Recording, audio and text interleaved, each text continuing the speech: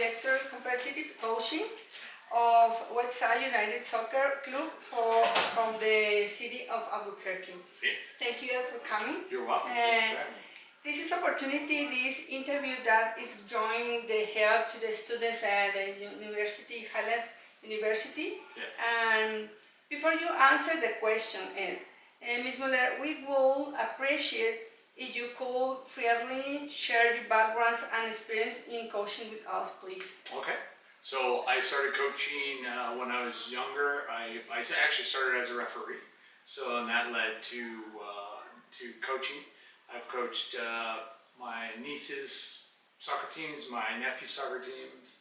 I've coached t-ball, baseball, and now I'm coaching Guardians soccer for the Westside United Soccer Club. So I've had about 18 years of coaching experience. I do have a license through USA Soccer, right, for 7v7 and 9v9 soccer coaching. But my experience is about 17, 18 years coaching, refereeing. I also played as well, so.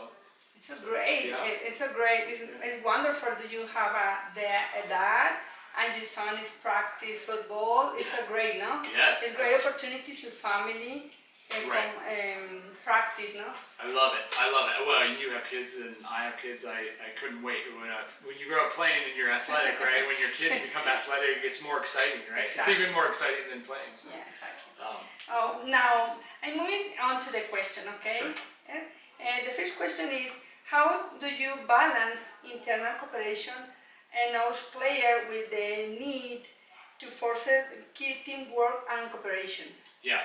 So, the cooperation side of it, right, is it's very hard skill. I think us as humans have difficult working in cooperation and doing the teamwork, right? It's a learned skill. So a lot of the drills we do, I think, from the outside of like teaching these boys, because in soccer right now we're at 9v9, and so to teach 9 boys to work with a common goal is very different, right? And to be cooperative and to be a team, very, very difficult. I think it's a lot of the drills that we run, a lot of the things that I think about how we say it, right? Hey, you have to look for this, or you have to know this, right? So those are the things that we do to work. It's incredible, no? The cooperation in the teams, the cooperation for the parents, for the teams. Yes. It's very important, no? Yeah, absolutely. I think, you said that very importantly. The other thing is having the parents buy-in, right? And so part of youth sports, you parents, you being a parent, you lend me your kid for this amount, but I'm only building on what you've already taught them, right? So the cooperation, Yes. if it's not taught here, it's hard to come out on the field, right? And so it's very, very important, all aspects of it. Perfect. The next question is, in what way can healthy cooperation between teammates enhance the team physical and mental performance? Yeah, the cooperation. I think when you get that buy-in, I'm going to use the word buy-in, right? So when you get that buy-in from the boys, and they feel part of something, right? That's where the teamwork becomes. So in a soccer match, in a baseball game, in a hockey game, in a basketball game, one person may score, but it's that cooperation, right? And so you talk to them and you show them and do that, but when the game time comes and it happens, they all feel part of that community, right? That community, that cooperation, that teamwork. So. And what happened for the mental performance? What happened for the kids? Where you prepare the games, or after or before the games, the mental preparation? What happened for this? You know what? I think when you say mental preparation, when you're dealing with younger kids, it's always hard to do the mental preparation. So I think in my experience and my all the coaching years, I make it repetition. So if you notice, your son plays for me. I try to do the same drills over and over, and so we start with the base foundation of a drill, and I think that mental preparation comes with repetition. Is basically what I'm saying, and I know it's a long story, right? So it's hard with younger children, and then if you have the older kids, that mental preparation comes in with doing it over and over again, in my opinion. Yes. And what is the impact the fathers that play soccer with your sons? Do you see the difference in the one children, the father is the play soccer and the other father don't play soccer? What happened for these children? Is similar the mentally or that's not similar? Different. It's Different, very different, very yeah. different. What Very is the different. difference? So the difference is that they take a longer time to adapt. They take a longer time to buy in, right? They take a longer time to join in part of the teamwork. Because if you had a dad that does that, if you had a dad that was a coach, or a dad that played, or a dad that refereed, you have that aspect. So we have. Yes. So I know your son played. I played. Coach Daniel played. Coach Austin played. There's a couple other dads that have played, and you see the difference in those boys. It comes more natural, right? Like it's easier than those other boys, and so just integrating, doing the repetition, having them around it, right? Being involved with it.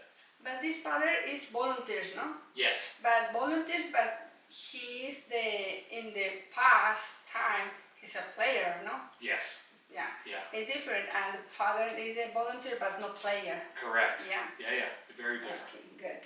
The next question is, do you incorporate specific drills during training session that promote both cooperation and competitiveness? And could you share an example? Yes. So we do.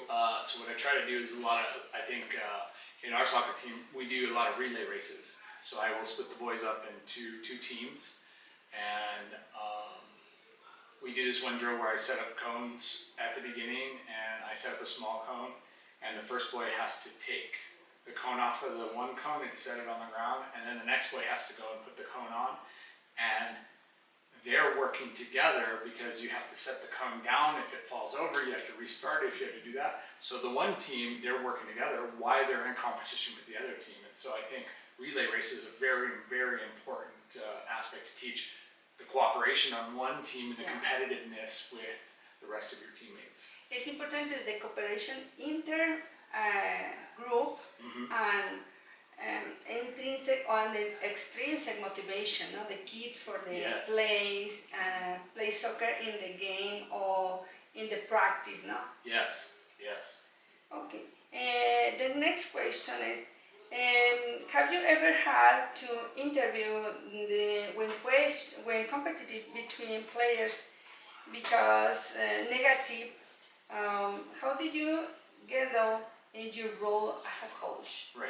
So a lot of times, it's mainly with soccer, we boys get very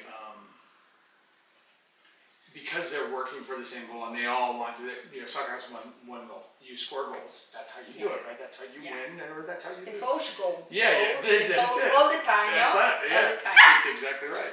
So when you have an aspect of that, a lot of kids, because they are competitive, they complain about the way the pass was, or you shouldn't have done this, or you shouldn't have done that. So what we do is, this is maybe right or wrong, but I remind them that they're not perfect, and that they made mistakes before, and then they need to be accepting of the other person's mistake, because it's mostly about somebody making a mistake in the heat of the battle, in the heat of the game, right?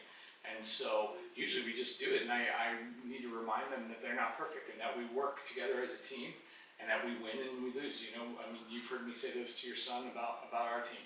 We win as a team, we lose as a team, right? And it doesn't matter, all 9 of us. Yeah, I think the fathers, for example, for me, my kids, I need the practice, I need to enter to the game, but and many times, and other fathers, or me, in my case, my son does not enter to the game, but it's important that the fathers is, and it's interesting to you understand in this moment that's not good for your son, in this moment it's good for your son, but in this process, what happened for this positive reforce or negative reforce? I don't, that's hard to say. I don't know. It's pretty interesting. That's a hard thing to.